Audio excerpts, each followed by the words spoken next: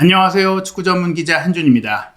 토트넘 허스퍼가 처분하려고 애를 먹었던 유스 출신 미드필더 해리 윙크스를 다시 영입하기 위해 움직일 수 있다라는 보도가 나와 충격을 주고 있습니다. 제임스 매디슨의 영입 그리고 올리버 스킵을 지난 여름 이적 시장에 매각하는 등 최근 레스터시티와 토트넘 구단이 활발하게 거래를 하고 있는데요. 무려 400억 원 가까이를 손해보면서까지 윙크스를 다시 영입할 가능성이 제기된 이유가 무엇인지 유럽 언론 보도 그리고 최근 윙크스의 활약상 토트넘이 다시 윙크스를 필요로 하는 이유가 무엇인지 분석해드리도록 하겠습니다. 토트넘 유스 출신, 한때는 잉글랜드 대표팀에도 선발이 되었고 또 손흥민 선수와도 막역한 관계, 또 친한 사이로 유명한 윙크스 선수가 다시 토트넘의 유니폼을 입을 수도 있다라는 보도가 11월 A매치 휴식 기간 동안 나왔습니다. 영국 인터넷 매체 팀토크에서 쇼크라는 표현을 쓸 정도로 정말 충격적인 토트넘의 미드필더 리턴 소식, 1월 이적 시장에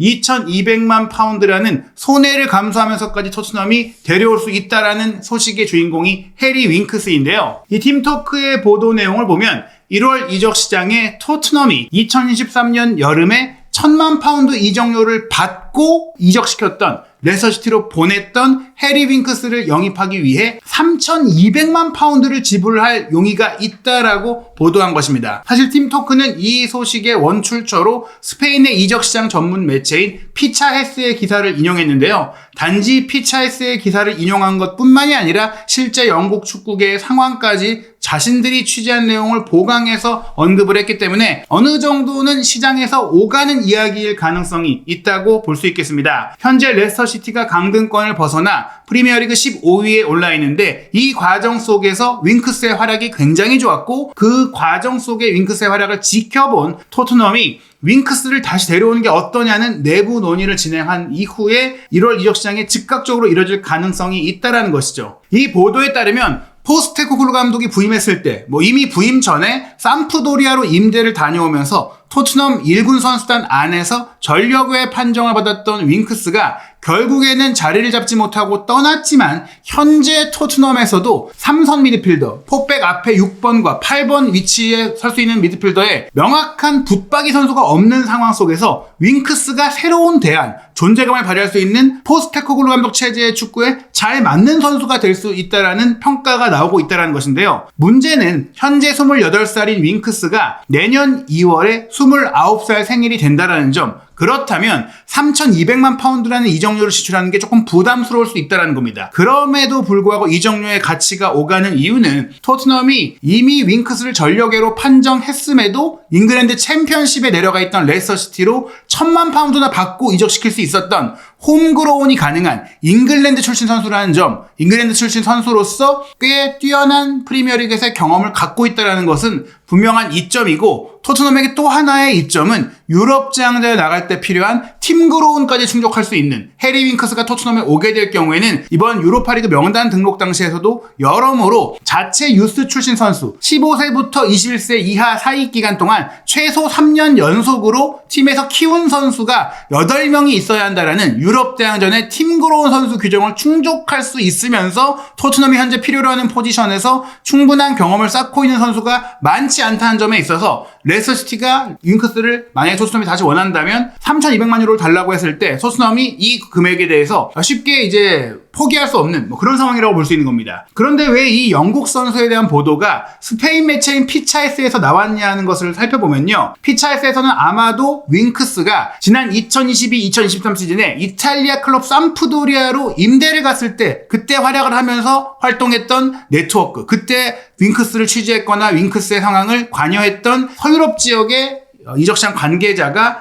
피차헤스와 연결되면서 이러한 얘기가 나온 게 아니겠느냐라고 유추해 볼 수가 있습니다. 왜냐하면 피차헤스에서는 조금 더 긍정적으로 윙크스의 기량을 평가하면서 삼프도리아에서 뛰었던 시절에도 꾸준한 좋은 경험을 보여줬고, 또 윙크스에 대해서 경기 전체를 보는 시야도 좋고 공을 운반할 수 있는 능력뿐 아니라 상대의 공을 가로챌 수 있는 중앙에서의 수비력까지 갖추고 있고, 현재 레스터시티에서 미드필드의 주역 자리를 꿰찰 정도로 경기력이 아주 좋다 보니까 토트넘이 충분히 관심을 가질 가질 정도의 경기력이다. 훨씬 더 성장했고 성숙해졌고 이전에 안 좋았을 때의 모습들을 상당히 상쇄하면서 예전에 그 윙크스가 아니다라고까지 소개를 하는 걸 보면은 피차이스의 이 정보를 제공한 인물이 윙크스와 관계된 그 대리인일 가능성이 있다라고 볼 수 있는데 어찌됐거나 아예 없는 얘기를 만들어내긴 어려운 소문이다라고 볼 수 있겠습니다. 윙크스의 이적설에 대해 보도를 하면서 손흥민 선수가 웃는 사진을 올렸거든요. 그 곁에 비수마와 사르가 있는 게 중요합니다. 손흥민 선수를 뒤에서 지원할 미드필더로서 사르와 비수마가 최근에 중용이 되고 있는데 그 자리를 대체할, 그 자리를 차지할 새로운 선수로서 윙크스의 가능성이 언급된 것이고 여전히 스페인이라든지 다른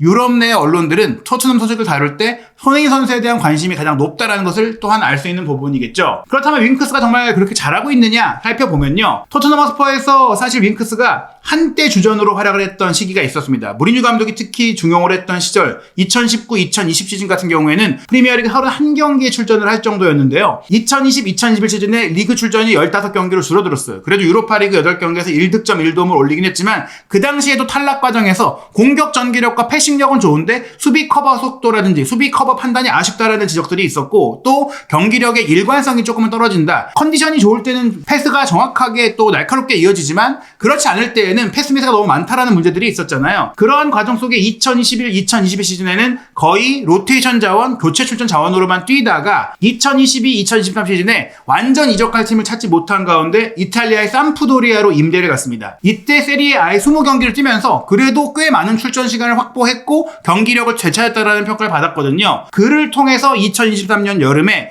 잉글랜드 챔피언십으로 강등되었던 레스터시티로 이적을 했는데 이때 레스터시티에서 챔피언십 정규리그 45경기에 뛰면서 2골을 기록하는 확실한 활약을 펼치면서 레스터시티의 일부 리그, 프리미어리그 복귀를 이끌면서 다시 한번 자신의 능력을 인정을 받은 것이죠. 그리고 올 시즌 프리미어리그에 돌아와서도 10경기의 프리미어리그 경기에서 2개의 어시스트를 기록했고 또 카라바오컵 경기에서도 1득점 1도움의 원맨쇼를 펼치면서 트렌미어와의 하브리그 팀과의 경기이긴 했지만 4등의 완승을 이끄는 활약을 펼쳤거든요. 이탈리아 시절에도 AC 밀란과의 경기를 포함한 주요 경기들을 경험하면서 어떻게 보면은 토트넘을 떠난 시기에 더 많은 것들을 배우고 익혔다라는 평가를 받은 윙크스인데 지금 레스터시티에서의 위상도 제이미 바디가 교체 아웃될 때는 본인이 주장 완장을 이어받아서 팀을 이끄는 주장단의 일원으로서 부주장으로 활약을 할 정도로 큰 신뢰를 얻고 있거든요. 게다가 윙크스가 올 시즌 개막전 토트넘 친정팀과의 경기부터 풀타임을 소화하면서 꾸준히 활약을 했고 한 차례 경기 로테이션 과정 속에 본머스전에 벤치에 있었던 것을 제외하면 대부분의 경기를 풀타임으로 소화했거든요. 또 하나 주목되는 것이 이때 살짝 윙크스가 이제 올리버 스킵에게 주전 자리를 내준 토트넘에서 온 또 다른 자신의 후배에게 약간은 이제 경쟁 체제가 됐던 상황이 있었는데 사우스햄튼과의 지난 8라운드 10월 19일 경기 때 윙크스가 벤치에서 대기를 하고 있다가 팀이 0대2로 끌려가던 후반전 시작과 함께 하프타임에 교체로 들어갔는데 3대2로 역전하는 과정 속에 본인이 역전골을 어시스트한 것은 물론이고 3골 과정에 모두 관여하는 미친 활약을 통해 다시 주전 자리를 되찾게 된 겁니다. 이때 승리 이후 레스터시티가 승리하지 못하고 있기는 하지만 노팅엄과의 경기 3대1로 패했을 때도 결정적인 동점골을 어시스트하면서 또 가장 높은 평가를 받았고 입스위치전 그리고 최근 맨유전까지 활약을 하면서 특히 맨유전은 애초에 시작부터 주장 완장을 달고 뛰었거든요. 이런 활약들 속에서 주목할 점은 해리 윙크스의 활동 범위가 이전보다 훨씬 넓어졌다는 겁니다. 비록 패배한 경기였지만 노팅엄과의 경기에 통계 매체인 소파스코어는 해리 윙크스에게 승리한 팀 선수들에 준하는 7.4점의 높은 평점을 줬거든요. 그리고 이 평점은 후반전 45분을 뛰면서 3골에 모두 관여했던 사우스햄턴전과 같은 평점이었어요. 그리고 레스터시티가 입스위치 원정에서 1대1로 비긴 경기 같은 경우에도 경기 막판 동점골을 얻어내면서 무승부를 거뒀는데 이때 평점도 7.4점입니다. 꾸준히 높은 평점을 받고 있다는 것은 경기력이 안정되어 있고 팀의 결과와 관계없이 팀이 결과를 못 낸 것은 전방에서의 득점 해결이 안 된다거나 수비의 실책이 나왔기 때문이지 이 연결고리 역할을 했던 윙크스는 충분히 자신의 몫을 다하고 있었다는 얘기죠. 심지어 맨유의 0대3으로 패배를 한 경기까지도 7.1점으로 중간점 이상의 점수를 받았다는 것은 윙크스만큼은 팀이 부진할 때도 제 몫을 한다는 얘기인데 실제로 이 노팅엄과의 경기에 윙크스의 주요 기록을 보시면 85%의 패스 성공률을 기록을 하면서 2개의 키패스를 연결했고 또 3차례의 크로스 패스를 모두 연결하는 미친 성공률, 100%의 크로스 성공률을 기록을 했고 또 키패스 2개 중에 하나는 빅찬스였어요. 골을 넣어야만 하는 기회를 완벽하게 만들어뒀던 것입니다. 보시는 대로 넓은 활동 범위도 있고 교체로 들어가서 3골에 관여했던 사우스햄튼전 같은 경우에는 후반전쯤에서 공격적인 패스를 많이 시도하면서도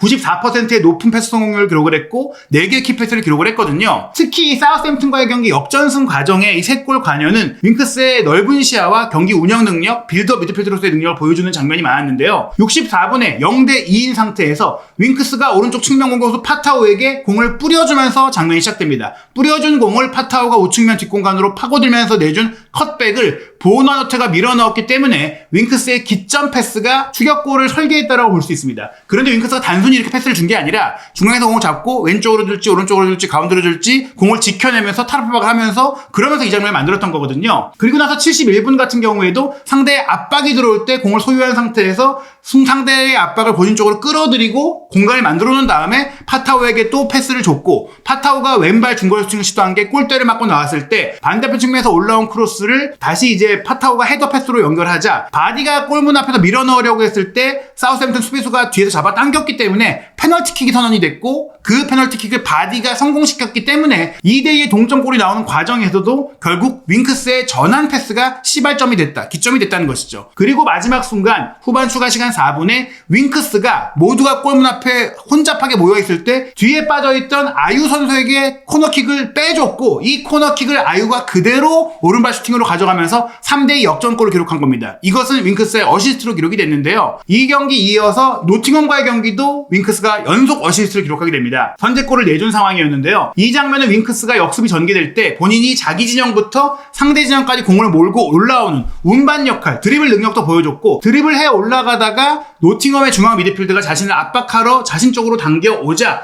그때 왼쪽에 은디디에게 패스를 주고 은디디는 왼쪽에서 오버래핑에 들어왔던 저스틴에게 패스를 하게 되죠. 그 다음에 저스틴이 문전 중앙으로 침투한 바디에게 크로스를 할 수도 있었는데 윙크스가 여기서 패스를 주고 멈춰서서 공격수들이 공격하는 걸 바라본 게 아니라 본인이 3자의 움직임으로 치고 올라가면서 관여를 합니다. 하프 스페이스를 치고 올라간 윙크스가 나에게 공을 달라라고 손짓을 했어요. 그때 저스틴이 윙크스에게 패스를 툭 밀어줬고 윙크스는 속도감까지 살려가면서 이 공을 이어받은 이후에 빠르게 자신 쪽으로 수비가 달라붙자 바디를 향해 골키퍼와 센터백의 사이에 그 애매한 절묘한 공간으로 크로스를 올렸고 그 크로스를 바디가 슈팅해서 마무리하면서 득점이 됐던 겁니다. 즉 윙크스가 운반하고 기점 패스도 주고 크로스까지 올려서 어시스트까지 했던 윙크스를 통해 나왔던 멋진 골이었던 것이죠. 비록 이후에 레스터시티가 2골을 더 내주면서 3대1로 졌지만 윙크스는 이 2경기에서 본인이 확실하게 발전했다는 것을 분명히 보여줬고요. 그러한 과정 속에 토트넘도 윙크스의 플레이를 보고 영입 리스트에 올려놨다는 얘기가 나온 겁니다. 지금 토트넘이 윙크스를 필요로 하는 이유는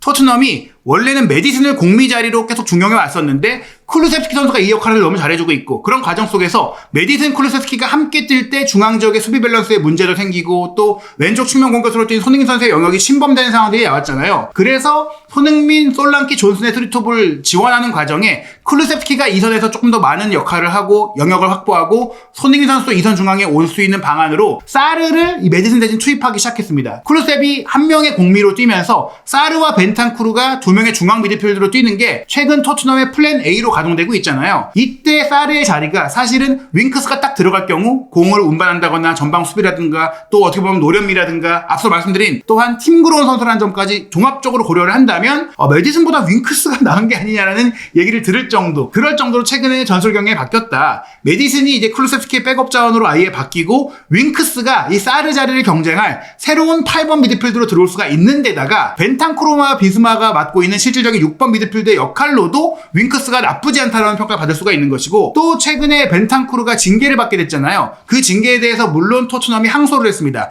7경기 출전 징계가 내려졌기 때문에 12월 말까지 못 뛴 상황이 됐잖아요. 물론 윙크스가 영입이 될 경우에는 1월부터 합류할 수가 있기에 그때는 벤탄쿠르가 회복을 하겠지만 벤탄쿠르가 그렇게 빠진 기간 동안 비스마가 너무나 많은 경기를 소화해야 될 수 있어요. 그러면 1월이 됐을 때 비스마의 체력 문제가 날 수 있고 혹은 비스마가 다칠 가능성도 배제할 수가 없는 데다가 벤탄쿠르 자신도 한 번의 큰 십자인대 부상 이후에는 부상이 잦은 상황이 되고 있거든요. 그렇다면 이 자리에 벤탄쿠르, 비스마 2명만 놓고 운영하기에는 뎁스의 우려가 있을 수 있고 또 벤탄쿠르가 꾸준히 이적 시장에서 많은 제한을 받고 있는 것으로 알려져 있다 보니까 벤탄쿠르가 떠날 가능성도 배제할 수가 없거든요. 그런 상황들 속에서 대안으로 영입할 선수는 이미 토트넘에 적응할 필요가 없는 유스 출신이자 또 프리미어리그에 적응할 필요가 없는 윙크스다. 게다가 팀그로운 홈그로우를 모두 충족하는 윙크스이기 때문에 벤탄쿠르나 비수마의 자리에 윙크스를 둘 수 있고 그들의 파트너로도 윙크스를 둘 수 있다는 점은 중원 뎁스 문제가 큰 토트넘 입장에서는 추가 부상자의 등장 가능성까지 고려했을 때는 시즌 중에 즉시 전력으로 데려올 수 있는 최고의 선수라는 것이죠. 말씀드린 대로 토트넘의 유스팀에서 성장을 했고 18세 팀, 21세 팀을 모두 거쳐서 토트넘 1군 선수가 됐던 윙크스인 만큼 돌아올 경우 또 많은 팬들의 환영을 받을 수 있고 또 올 시즌 당장 토트넘이 후반기에 힘을 내야 하는 이유는 손흥민 선수가 자신의 마지막 시즌이라고까지 각오를 먹으면서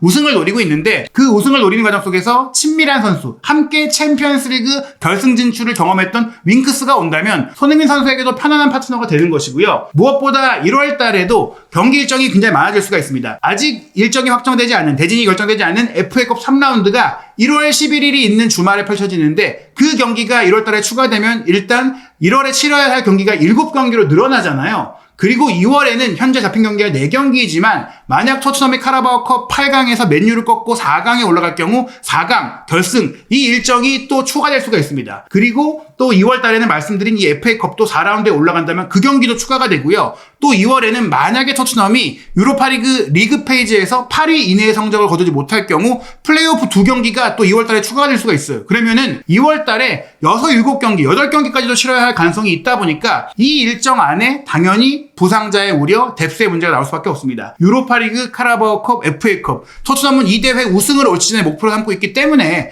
분명히 1월 이적 시장에서의 영입이 필요할 수 있고 그 대상이 미드필더라면 현재 토트넘이 중앙 미드필더를 찾고 있는데 윙크스가 비록 이적시켰던 돈보다 비싸게 다시 사야 한다고 하더라도 안전한 선택이 될 수가 있다는 그런 얘기가 나오고 있는 것입니다. 물론 아직까지는 믿을만한 매치에서 나온 보도가 아니기 때문에 상황을 더 지켜봐야 되겠고 또 앞으로 선수들의 플레이라든지 결과를 지켜봐야겠지만 토트넘이 윙크스를 다시 데려올 가능성 아예 말도 안 되는 얘기는 아닌데요. 실제로 이 이적이 추진될 수 있을지 또 앞으로 토트넘과 손흥민 선수의 경기 결과와 활약은 어떻게 될지 한준TV 구독, 좋아요, 알림 설정을 통해 현지의 최신 정보, 팩트체크 확인하시기 바랍니다.